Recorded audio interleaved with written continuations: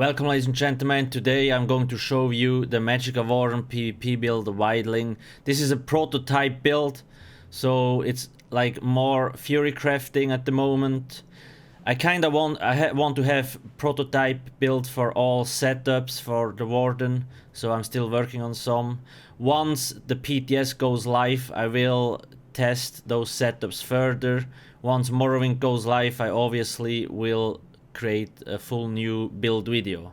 So this is just the foundation, so we have like a starting point where we can start Theorycrafting. Now this build here is like we are in light armor. It's a PvP build again, light armor. We have a really high Magicka pool because we use necropotent. Burst damage, like I will show you that in a second. Like certain combos with skills, you can get really good burst combos out. Then we have crazy ultimate generation, because on a Warden you basically can get twice as fast ultimate as on other setups because of a certain skill. We have quite huge shields and really high movement speed. Now the gear, we use 5 Necro, 1 Grofdar and 5 Lich. This gives us a quite huge Magicka pool, and you see like we have double stuff. Shock fire stuff and the restoration stuff. So I think this kinda could play out like a Magicka Nightblade, but with better burst opportunities, I think. So let's just continue. Why 7 light? Because dampen Magicka, the light armor shield, the more light armor pieces you have, the bigger your shield gets. So that's nice. And we need, because you need to be a really good shield spammer, like on Magicka Zork. If you drop your shield, you're dead, most likely. Is basically the most important thing. Now again, in the end, I think with this kind of setup we will have really good like resource management, but we will see how it goes in the end, because remember, they are most likely going to remove the cost reduction. Now in terms of skill setup, we are on ASSASS Skill Factory. You already can Theorycraft your Warden here if you want to. I will put the link into the description. Again, here I've chosen lightning stuff and the rest of stuff. So basically, how do we get the burst? Those 3 skills are really strong. I will just go quickly through all of them so you actually know what kind of skills I have. Destructive reach. If you use the shock reach, we kind of stun the enemies, so that's really nice. And when we use a shock stuff, we also can do undodgeable heavy attacks, so that's cool. Deep fissure, those are those shulks. Shulk bugs or whatever they're called, coming out of the ground. And the thing how this skill works is you activate it and 3 seconds later they appear. So there's a huge delay on it, and that's why we can get pretty damn strong burst. Cliff Racer, if you are further than 15 meters away, you do 15% more damage. And the thing is, Cliff Racer is undodgeable. Why is it undodgeable?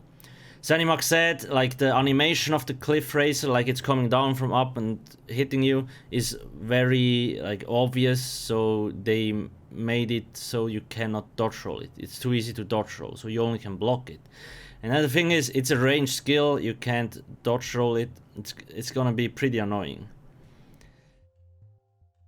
Now this will be our main combo. We activate this, takes 3 seconds to charge. We activate this. This takes like 1 second till it hits, and after this we immediately use the destructive reach, and all 3 things will hit at the same time.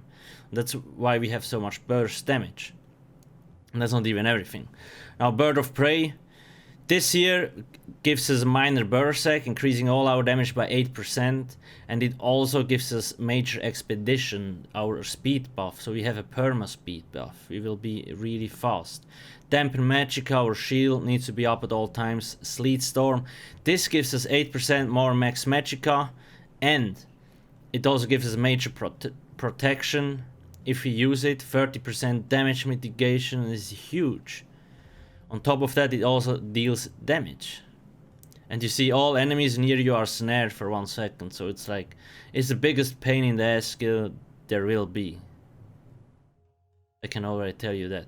Healing Ward, basically a must-have, because we're in light armor and we need some kind of second shield if we drop low. Crystallized Shield, now this skill is very strong. when an enemy hits you with a projectile, it gives you major heroism, basically increasing your ultimate generation by 2, right? So like it's going twice as fast. That's what I'm trying to say.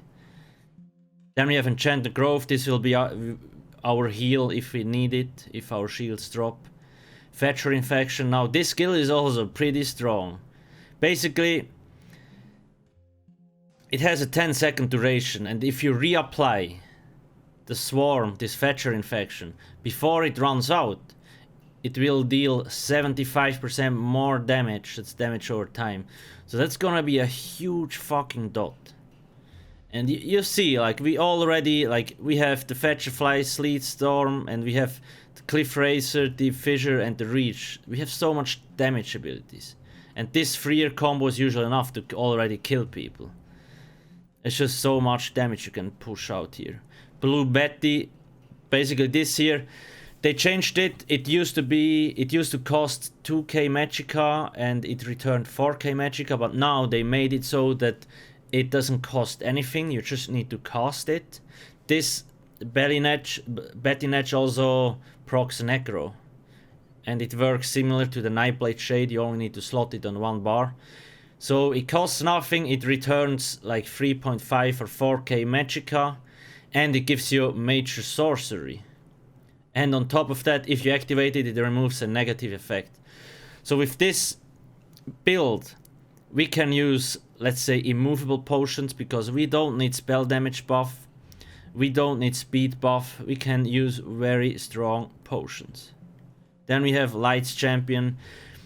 This is only kind of a oh shit ultimate, it costs only a little, so it's very strong. It also gives you major protection, it gives you major force, and it heals you a bit. So it's like, if you can use this, if you're in a shitty situation, use this, because it saves you. So that's kind of the setup I thought I would go for. Obviously things might change, but I think this is a pretty solid foundation. Now here I just explain again what those skills do. Now the only thing that I'm really worried about is like the burst combo. It's kinda difficult probably to get it off, or you kinda need to practice a little bit. And the mobility, yes, we do have speed buff, but the question is it enough? Because maybe we need to go Vampire with Mist form, I don't know, we will see. I don't think so, because the speed buff is nice, but you know, Sork has Streak, and Nightblade has Shades and all that kind of stuff. We will see, we will see. Champion setup is pretty basic. Again, like, I put the 100 into Magician because I'm not sure if they will change it or not. But most likely be prepared that they are removing the cost reduction, just saying. Then all the other stuff here.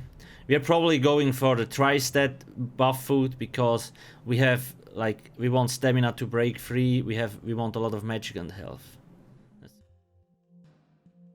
And yeah, other important information. So that's basically it. If you have already any ideas or like suggestions what I could improve with the build or stuff you would like me to test, please let me know in the comment section below. Thank you for watching and have a nice day. Cheers.